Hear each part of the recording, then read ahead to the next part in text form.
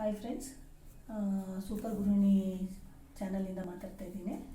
ಇವತ್ತು ನಿಮಗೆ ಪ್ರತಿ ಶುಕ್ರವಾರ ಮಾಡುವಂಥ ಒಂದು ಸಿಂಪಲ್ ಪೂಜೆನ, ಲಕ್ಷ್ಮೀ ಪೂಜೆನ ನೀವು ಯಾವ ಥರ ಮಾಡಬೇಕು, ಅದು ಯಾವ ವ್ರತಗಳು ಅಲ್ಲ, ಪ್ರತಿ ಶುಕ್ರವಾರ ನೀವು ಯಾವ ಥರ ಪೂಜೆ ಮಾಡಬೇಕು ಅಂತ ನಾನು ಹೇಳ್ಕೊಡ್ತಾ ಇದ್ದೀನಿ. ಮೊದಲಿಗೆ ಮಾಮೂಲಿ ನೀವು ಗಣಪತಿನ ಪೂಜೆ ಮಾಡೋದು ಗೊತ್ತಲ್ಲ, ಆ ಥರ ಮಾಡ್ಕೊಳ್ಳಿ. ಗಣಪತಿನ ಪ್ರಾರ್ಥನೆ ಮಾಡಿಕೊಂಡು ಗಣಪತಿಗೆ ಪೂಜೆ ಮಾಡ್ಕೊಳ್ಳಿ. ನಿಮ್ಗೆ ಯಾವ ಥರ ಗೊತ್ತಿರೋ ಮಂತ್ರಗಳು ಹೇಳ್ಕೊಂಡು ಮಾಡ್ಕೊಳ್ಳಿ. ನಂತರ ನೋಡಿ, ಈ ಥರ ಲಕ್ಷ್ಮೀ ವಿಗ್ರಹನ, ಅನ್ನಪೂರ್ಣೇಶ್ವರಿ ವಿಗ್ರಹನ, ಅಥವಾ ನಿಮ್ಮಲ್ಲಿ ಯಾವುದು ಲಕ್ಷ್ಮೀ ವಿಗ್ರಹ ಇದೆಯೋ ಅದನ್ನು ರೆಡಿ ಮಾಡ್ಕೊಳ್ಳಿ.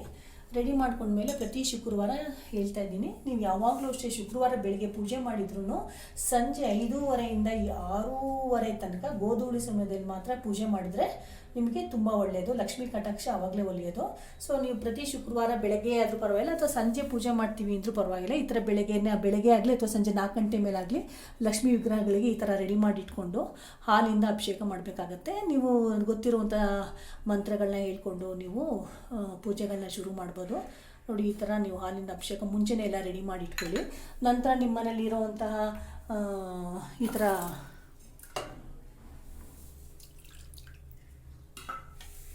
ನೋಡಿ, ಮುಂಚೆನೇ ಈ ಥರ ಎಲ್ಲ ರೆಡಿ ಮಾಡಿ ಇಟ್ಕೊಂಡ್ರೆ ನಿಮ್ಗೆ ಈಸಿ ಆಗುತ್ತೆ. ನೋಡಿ, ಈ ಥರ ಒಂಚೂರು ಜೇನುತುಪ್ಪ ಇದ್ದರೆ ಜೇನುತುಪ್ಪದಿಂದ ಈ ಥರ ಅಭಿಷೇಕ ಮಾಡ್ಕೊಳ್ಳಿ. ಲಕ್ಷ್ಮಿಗೆ ಯಾವತ್ತೂ ಜೇನುತುಪ್ಪದಿಂದ ಅಭಿಷೇಕ ಮಾಡೋದ್ರಿಂದ ತುಂಬ ಪ್ರಿಯ. ಅವಳಿಗೆ ಜೇನುತುಪ್ಪ ಅಂದರೆ ತುಂಬ ಇಷ್ಟ. ಅದ್ರ ಜೊತೆಗೆ ಈ ಥರ ಮುಂಚೆನೇ ರೆಡಿ ಮಾಡಿ ಇಟ್ಕೊಂಡಿದ್ರೆ ನೀವು ಅಭಿಷೇಕ ಮಾಡ್ಬೇಕಾದ್ರೆ ಸಕ್ಕರೆ, ಒಂಚೂರು ಈ ಥರ ತುಪ್ಪ, ಈ ಥರ ಎಲ್ಲ ಹಾಕಿ ನೀವು ಪೂಜೆನ ಮಾಡಬೇಕಾಗತ್ತೆ. ಇದು ಅಭಿಷೇಕದ್ದು ನಿಮ್ಗೆ ಬೇಕು ಅಂದರೆ ಪಂಚಾಮೃತ ಅಭಿಷೇಕ, ಬಾಳೆಹಣ್ಣಿಂದ ಕೂಡ ಮಾಡ್ಕೋಬೋದು. ಅದ ನಂತರದಲ್ಲಿ ನೀವು ಲಕ್ಷ್ಮಿಗೆ ಈ ಥರ ಗಂಧದ ಕಡ್ಡಿಯಿಂದ ಬೆಳಗ್ಗೆ ಮಹಾಮಂಗಳಾರತಿನ ಕೂಡ ಮಾಡ್ಕೋಬೋದು. ಮಾಡ್ಕೊಂಡ್ಮೇಲೆ ನೀವು ಮಾಮೂಲಿ ಗಂಗಾಜಲದಿಂದ ತಾಯಿನ ಸ್ವಚ್ಛ ಮಾಡಬೇಕಾಗತ್ತೆ.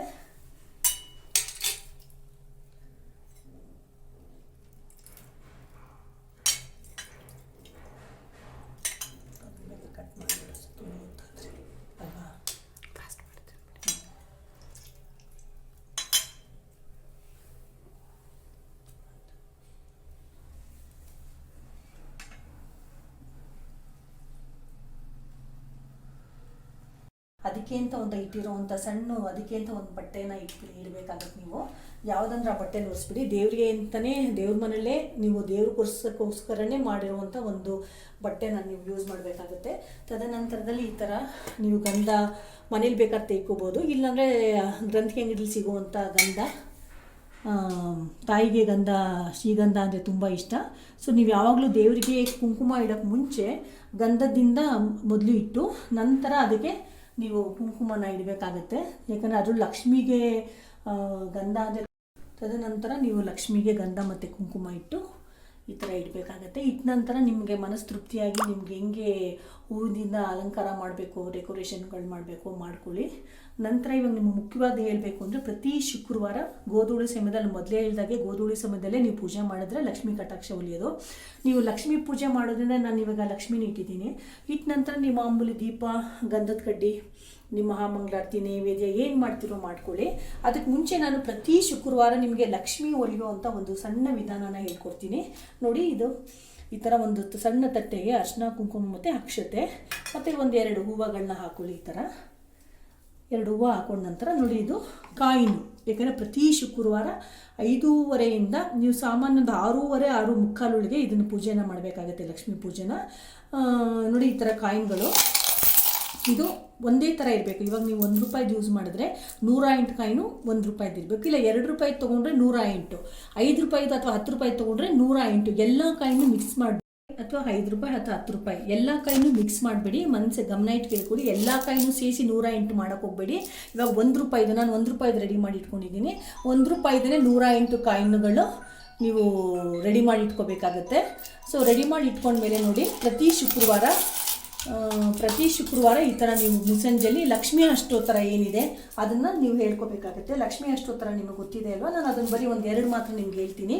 ಲಕ್ಷ್ಮೀ ಅಷ್ಟೋತ್ತರ ಶತಮಾವಳಿಯಂ ಅಂತ ಶುರು ಮಾಡಿ ನೀವು ನೋಡಿ, ಈ ಥರ ಓಂ ಪ್ರಕೃತಿಯೇ ನಮಃ, ಓಂ ವಿಕೃತಿಯೇ ನಮಃ, ಓಂ ವಿದ್ಯಾಯೇ ನಮಃ, ಸರ್ವಭೂತಹಿತ ಪ್ರದಾಯಿನೇ ನಮಃ, ಶ್ರದ್ಧಾಯೇ ನಮಃ ಅಂತೇಳಿ ಕೊನೆಯಲ್ಲಿ ಲಕ್ಷ್ಮೀ ಅಷ್ಟೋತ್ತರ, ಅಲ್ಲಿಗೆ 108 ಲಕ್ಷ್ಮೀ ಅಷ್ಟೋತ್ತರದ್ದು ಬರುತ್ತೆ. 108 ಸತಿ ಲಕ್ಷ್ಮೀ ಸಹಸ್ರನಾಮ ಮಾಡಿ ಮುಗಿದ ಮೇಲೆ ನಿಮ್ಮ 108 ಕಾಯಿನ್ ಕೂಡ ಪೂರ್ತಿಯಾಗಿ ತಟ್ಟೆಯಲ್ಲಿ ನಿಮಗೆ ಅದು ಬರುತ್ತೆ. ಯಾಕಂದರೆ ನಾನು ಅದನ್ನು ಕಟ್ ಮಾಡಿದ್ದೀನಿ, ಫುಲ್ಲು ಟೈಮಿಂಗ್ಸ್ ಜಾಸ್ತಿ ಆಗುತ್ತೆ ಅಂತ. ಇದನ್ನು ಪ್ರತಿ ಶುಕ್ರವಾರ ಮುಸ್ಸಂಜೆಯಲ್ಲಿ ನೀವು 5:30 6:30 ಗೋಧೂಳು ಸಮಯದಲ್ಲಿ ಲಕ್ಷ್ಮಿ ಹೆಸರು ಹೇಳ್ಕೊಂಡು 108 ಸತಿ ಕಾಯಿನಿಂದ ಲಕ್ಷ್ಮಿ ಅರ್ಚನೆ ಸಹಸ್ರಾರ್ಚನೆ ಮಾಡೋದ್ರಿಂದ ನಿಮಗೆ ಸಂಪತ್ತು ಲಕ್ಷ್ಮಿ ಒಲಿತಾಳೆ. ಲಕ್ಷ್ಮಿ ಶುಕ್ರವಾರದ ಎಲ್ಲರೂ ಪೂಜೆ ಮಾಡೋದು ಸಂಪತ್ತು ಬರಲಿ ಅಂತ. ಸೊ ನಿಮಗೆ ಲಕ್ಷ್ಮೀ ಕಟಾಕ್ಷ ಒಲಿಬೇಕು ಅಂದರೆ ಪ್ರತಿ ಶುಕ್ರವಾರ ತುಂಬ ಸಿಂಪಲ್ ರೆಮಿಡಿ ಇದು. ಇದನ್ನು 108 ಕಾಯಿನ ನೀವು ಮುಂಚೆನೇ ರೆಡಿ ಮಾಡಿ ಇಟ್ಕೊಂಡು ನೀವು ಅರ್ಚನೆಗಳನ್ನ ಮಾಡ್ಕೊಳ್ಳಿ. ಇನ್ನೊಂದು ಮುಖ್ಯವಾದ ವಿಷಯ ಏನು ಹೇಳ್ತೀನಿ ಅಂತಾನೆ, ನಾನು ಲಕ್ಷ್ಮೀ ಪೂಜೆ ಮಾಡಬೇಕಾದ್ರೆ ನೀವು ಲಕ್ಷ್ಮೀನ ಪ್ರಾರ್ಥನೆ ಮಾಡಬೇಕಾದ್ರೆ ಯಾವ ಥರ ಪ್ರಾರ್ಥನೆ ಮಾಡಬೇಕು ಅನ್ನೋದನ್ನು ನಾನು ತುಂಬ ಇದಾಗಿ ಹೇಳ್ಕೊಡ್ತೀನಿ. ಯಾಕಂದರೆ ತುಂಬ ಜನ ಲಕ್ಷ್ಮೀ ಪೂಜೆ ಮಾಡ್ತಾರೆ, ದೇವಸ್ಥಾನಗಳಿಗೆ ಹೋಗ್ತಾರೆ, ಆದರೆ ಅವರಿಗೆ ಯಾವ ಥರ ಲಕ್ಷ್ಮೀನ ಪ್ರಾರ್ಥನೆ ಮಾಡಬೇಕು ಅಂತ ತುಂಬ ಜನರಿಗೆ ಗೊತ್ತಿರಲ್ಲ. ತಾಯಿ ದೇವಸ್ಥಾನಕ್ಕೆ ಹೋಗೋದು, ಮನೇಲಿ ಪೂಜೆ ಮಾಡೋದು, ನನಗೆ ಸಂಪತ್ತು ಕೊಡು ತಾಯಿ, ನನಗೆ ದುಡ್ಡು ಕೊಡು, ಸಂಪತ್ತು ಕೊಡು ಮಾತ್ರ ಅಂತ ಇಷ್ಟನ್ನು ಮಾತ್ರ ಕೇಳ್ಕೊಳ್ತಾರೆ. ಆದರೆ ದಯವಿಟ್ಟು ಕೇಳ್ತಾ ಇದ್ದೀನಿ, ಯಾರು ನನಗೆ ಬರೀ ಸಂಪತ್ತು ದುಡ್ಡನ್ನು ಕೊಡು ತಾಯಿ ಅಂತ ಯಾವತ್ತೂ ಕೇಳ್ಕೊಬೇಡಿ. ನನಗೆ ಗಮನ ಇಟ್ಟು ಕೇಳಿಸ್ಕೊಳ್ಳಿ ತಾಯಿ, ನಮಗೆ ಸಂಪತ್ತಿನ ಜೊತೆಗೆ ಮನಃಶಕ್ತಿ, ನೆಮ್ಮದಿ, ಮನಃಶಾಂತಿ, ನೆಮ್ಮದಿ, ಆರೋಗ್ಯ, ಆಯುಷು, ವಿದ್ಯಾ, ಬುದ್ಧಿಗಳ ಜೊತೆಗೆ ಸಂಪತ್ತನ್ನು ಕೊಡು ತಾಯಿ.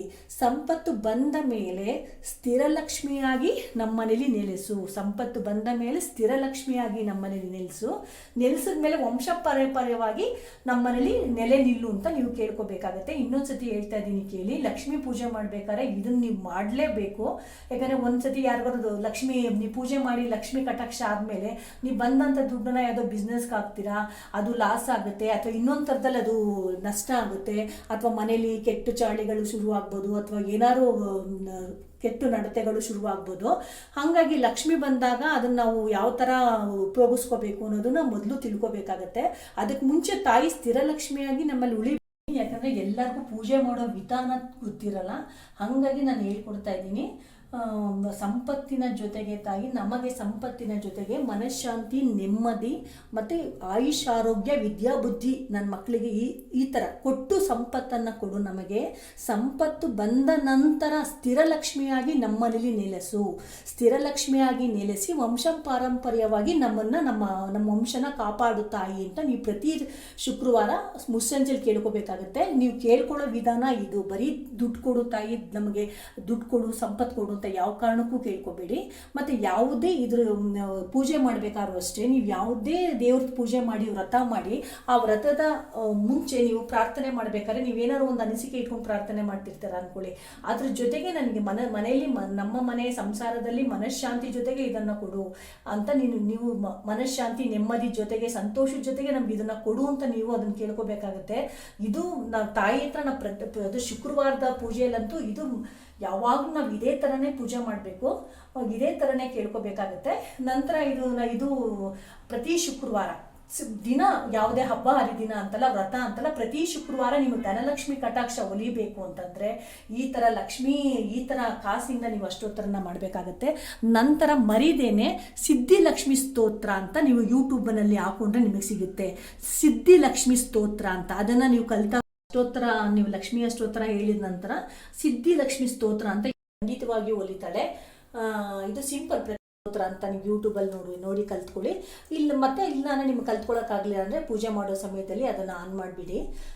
ಇದಾದ ನಂತರ ನೀವು ಕೊನೆಯಲ್ಲಿ ಈ ಥರ ಬೆಲ್ಲ, ಅಥವಾ ನಾನು ಬೆಲ್ಲ ತೊಗೊಂಡಿದ್ದೀನಿ ಇವತ್ತು, ನನಗೇನು ಮಾಡೋಕ್ಕಾಗಲಿಲ್ಲ ಅಂತೇಳಿ ಬೆಲ್ಲ, ಕಲ್ಸಕ್ಕರೆ, ಜೇನುತುಪ್ಪ ಕೂಡ ನೀವು ನೈವೇದ್ಯಕ್ಕೆ ಇಡ್ಬೋದು. ಇಲ್ಲಾಂದರೆ ಸಿಹಿ ಇದು ಬೆಲ್ಲದನ್ನ ಅಥವಾ ಸಜ್ಜಿಗೆ, ಪಾಯಸ ಏನಾದ್ರು ಕೂಡ ನೀವು ಮಾಡಿ ಇಡ್ಬೋದು. ಒಂದು ನೆನ್ಪಿಟ್ಕೊಳ್ಳಿ, ಯಾವುದೇ ಕಾರಣಕ್ಕೂ ಲಕ್ಷ್ಮೀ ಪೂಜೆಗೆ ಶಾವಿಗೆಯನ್ನು ಮಾತ್ರ ನೈವೇದ್ಯಕ್ಕೆ ಇಡಬೇಡಿ. ನೀವು ಶಾವಿಗೆ ಬಿಟ್ಟು ಹೆಸರುಬೇಳೆ ಪಾಯಸ, ಕಡಲೆಬೇಳೆ ಪಾಯಸ ಅಥವಾ ಅಕ್ಕಿ ಪಾಯಸ ಆ ಥರದ್ದು ಬೇಕಾದ್ರೂ ಇಡಿ. ಆದರೆ ಶಾವಿಗೆ ಪಾಯಸ ಮಾತ್ರ ನೈವೇದ್ಯಗಳಿಗೆ ಇಡಕ್ಕೆ ಹೋಗ್ಬೇಡಿ. ಇದು ನಂತರ ಮಹಾಮಂಗಳಾರತಿ ಮಾಡಿ ನೀವು ಶುಕ್ರವಾರದ ಪೂಜೆನ ಕೊನೆ ಮಾಡ್ಬೋದು. ಇದು